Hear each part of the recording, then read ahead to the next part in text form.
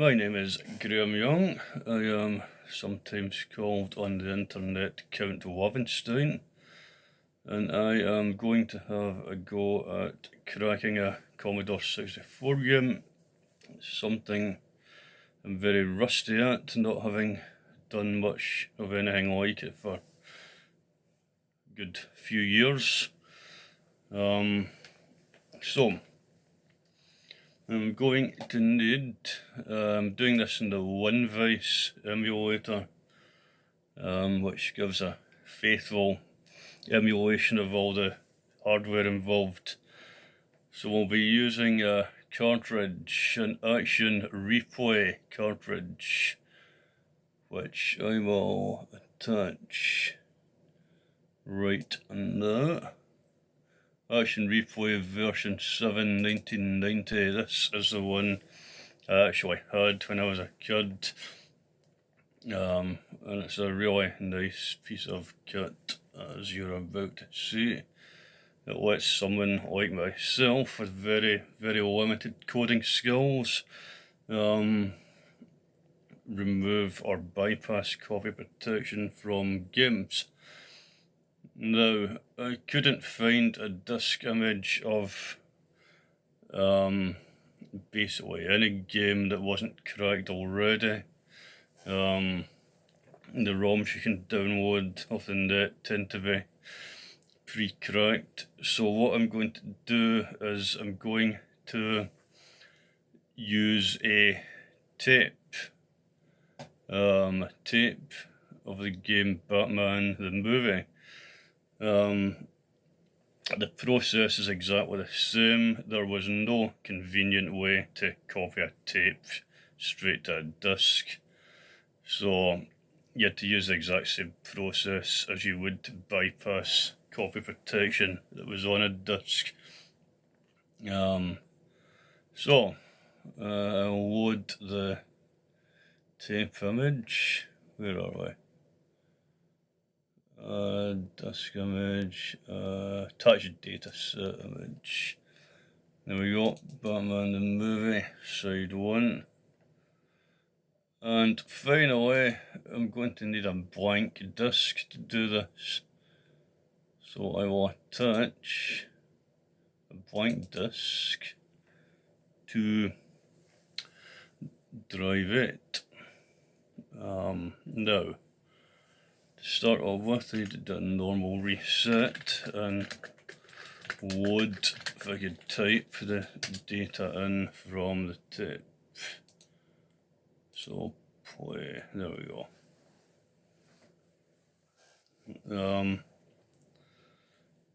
So in order to crack any game as you did in the old way, you needed to know the entry point.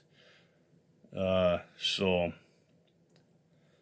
in actual fact, in this case, the Action Replay cartridge is going to find that for us.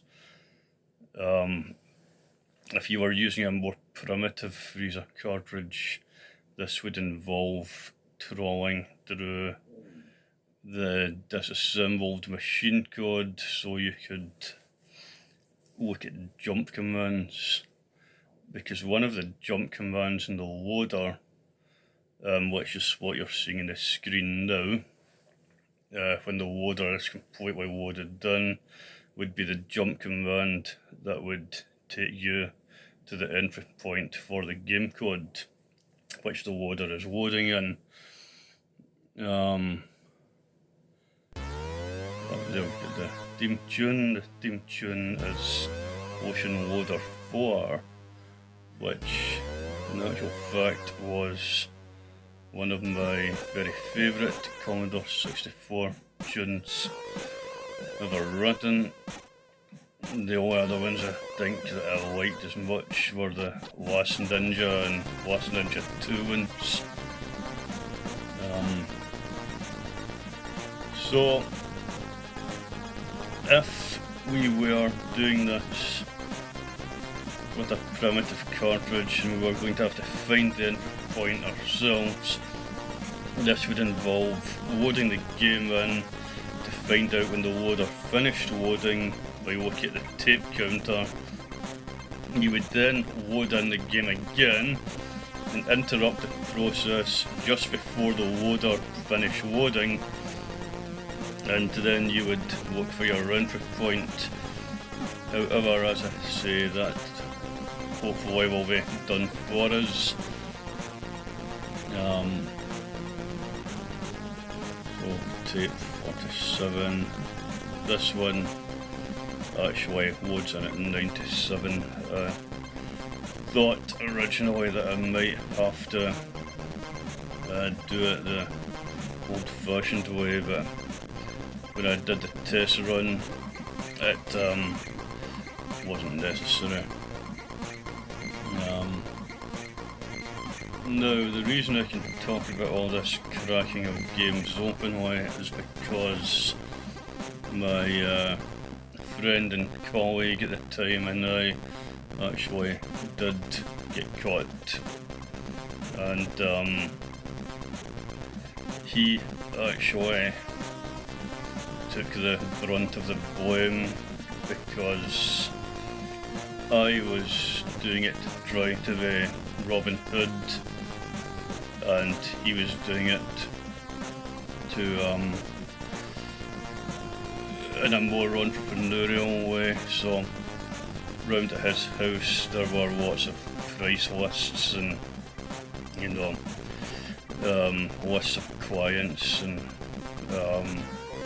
kind of branding and marketing and all that kind of good stuff, which I was never interested in. And in an uncharacteristic fit of loyalty, for some reason, when he was dealing with the police, he actually kept my name out of it. Anyway, we are just about ready to get into this, and like I say, I've only done this once as a test run. Before that I hadn't done anything like this for 30 years, so there is always a good possibility that I'm actually going to fuck this up, but hopefully not.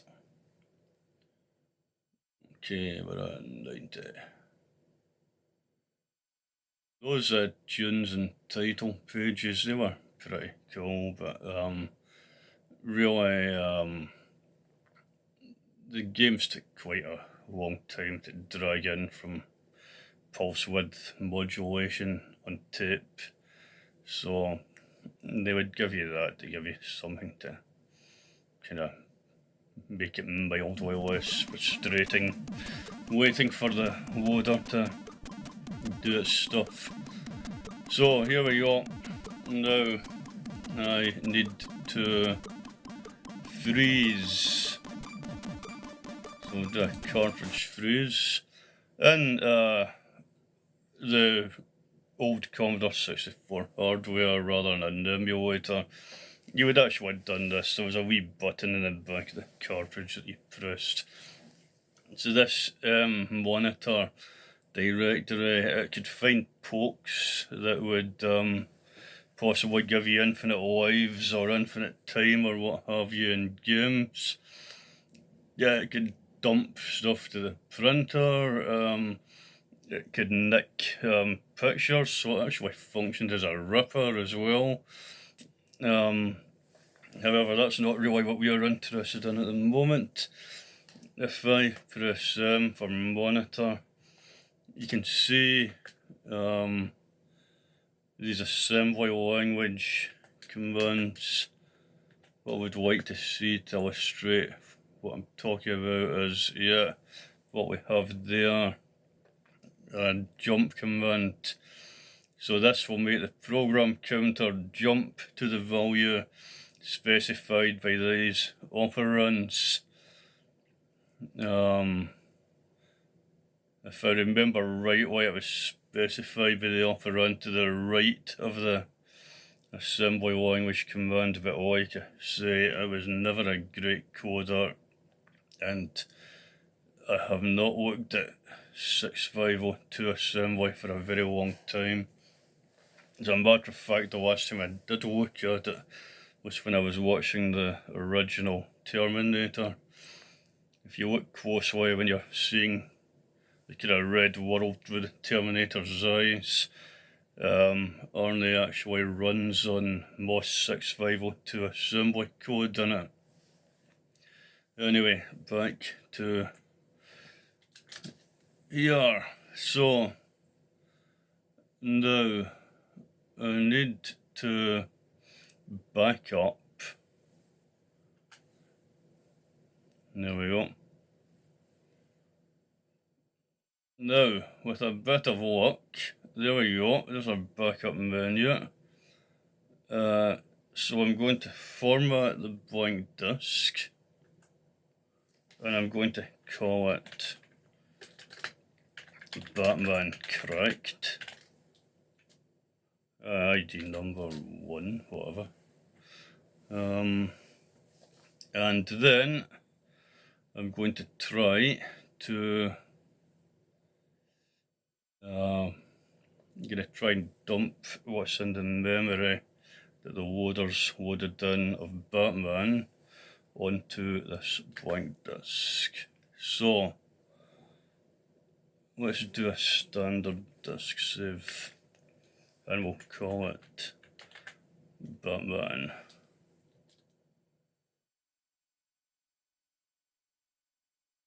Now we get to the moment where either this is going to work or I'm going to look stupid.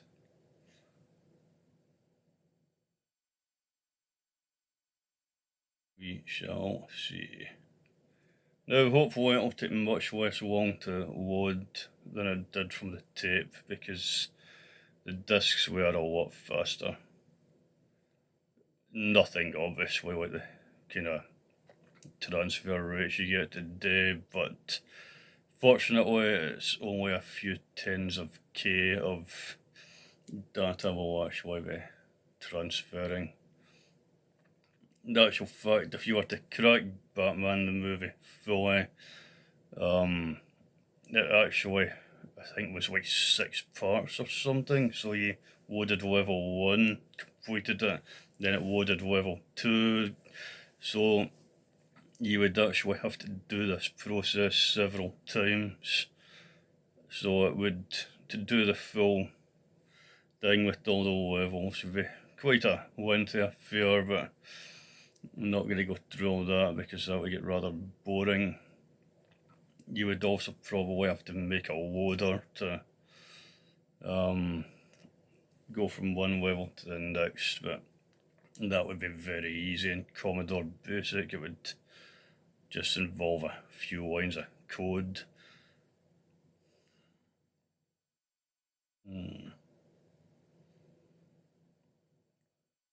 No, come on, please work.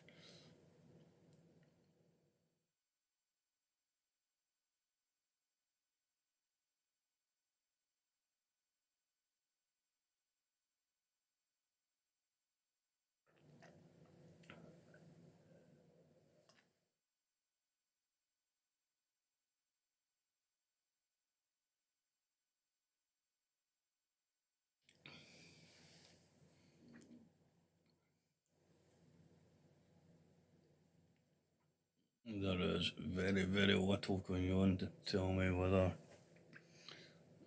this is just taking a while or whether it's actually crashed. Oh no, we've got numbers moving there. Ah, haha, yes. Right, now, if I come out of here and I do a normal reset,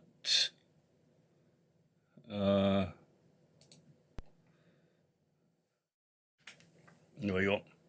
Now with a bit of luck, if I load star, comma 8, comma 1, that should load the first thing that's on that disk that we've just been dumping stuff to. And it's found something, so that is a good sign.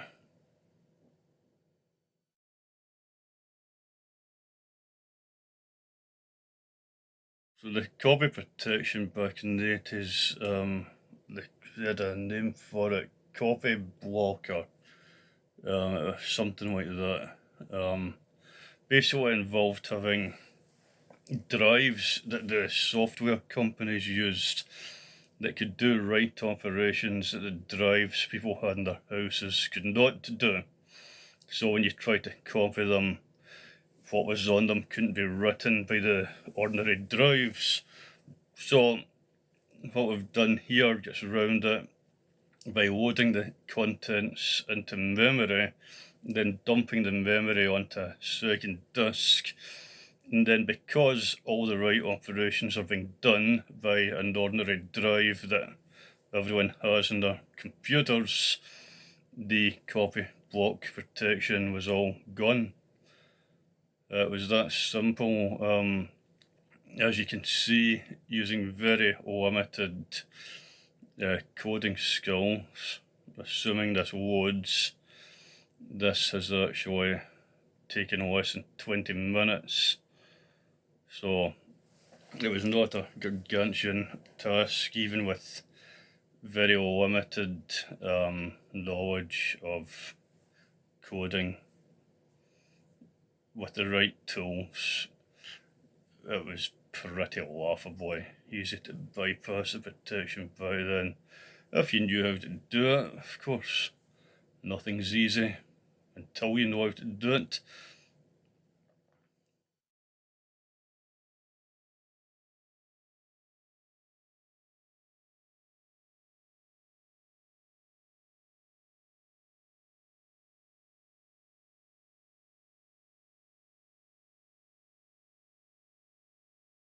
Right, so if I get the list now, this 10sys2061, 2061 corresponds to the memory location of the input point. So if I run this, it'll initiate the program starting with the program counter at this memory location. Now you would translate that into hex to get it to correspond with the machine code dump we looked at earlier. However, we don't have to bother with that. And boom, there we go. Easy as that.